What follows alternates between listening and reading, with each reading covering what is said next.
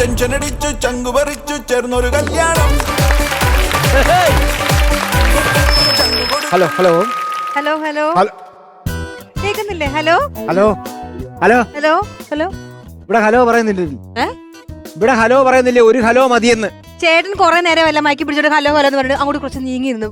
നീ പുറത്തോട്ടേക്ക് പോയി പറഞ്ഞ പിന്നെ hello hello hello hello hello ആ പിന്നെ ഹല നമസ്കാരം. എന്റെ ഒരേ ഒരു മകൾ, എന്റെ മകളുടെ ഹൽദി കല്യാണാണ്. ഭയങ്കര സെറ്റപ്പ് കല്യാണാണ്. അപ്പോ പരിപാടി ഗംഭീരമാക്കണം. ജനങ്ങളൊക്കെ വന്നു തുടങ്ങി. വരട്ടെ. ഫുഡ് വിളമ്പി തുടങ്ങി. കഴിച്ച ഫുഡ് ഞങ്ങൾക്ക് പിന്നെ പരിപാടി കഴിഞ്ഞിട്ട് മതി. പരിപാടി കഴിഞ്ഞിട്ട് ഫുഡ് ഉള്ളൂ. അല്ല നിങ്ങളുടെ ഒരു പ്രൊഫഷണൽ കാര്യം ഉണ്ടായിരുന്നോ? ഒരു ചുണ്ണാമ്പിന് വീണ പുള്ളി. ചുണ്ണാമ്പില ആ പുള്ളിനാണ് ഞാൻ പരിപാടി ഏൽപ്പിച്ചത്. രാജേട്ടൻ വന്നിട്ടുണ്ട്. വാ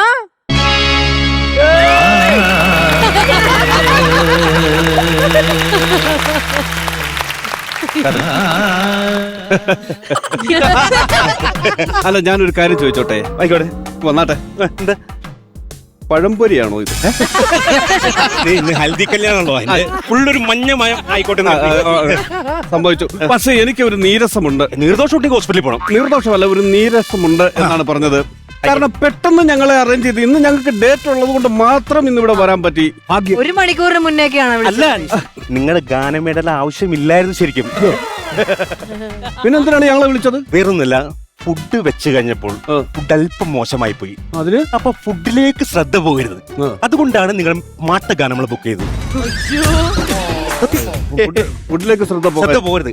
ഫുഡ് കഴിച്ചുകൊണ്ടിരിക്കും, പാടിക്കൊണ്ടേയിരിക്കണം. പാടണം. ഫുഡ് മോശമാണല്ലോ. നിങ്ങളുടെ പാട്ട് മനസ്സിലായല്ലോ. മടി, ഞങ്ങൾ അവിടുത്തെ കാര്യങ്ങൾ നോക്കട്ടെ. നിങ്ങൾ തകർക്കണേ. ഡ്രസ് കോഡ് എനിക്ക് ഭയങ്കര ഇഷ്ടപ്പെട്ടു കേട്ടോ.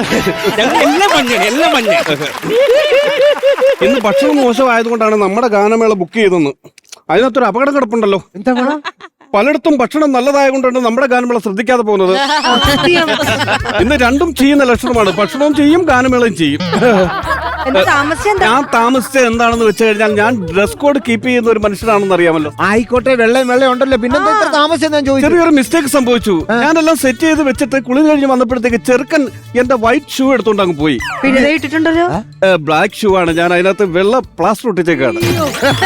ആ മാവിന്റെ ഒട്ടിയിരുന്ന് ഒട്ടിക്കുന്ന സമയം എടുത്തു. അതാണ് ഞാൻ വരാൻ താമസിച്ചത്. അതാണ് താമസിച്ചത്.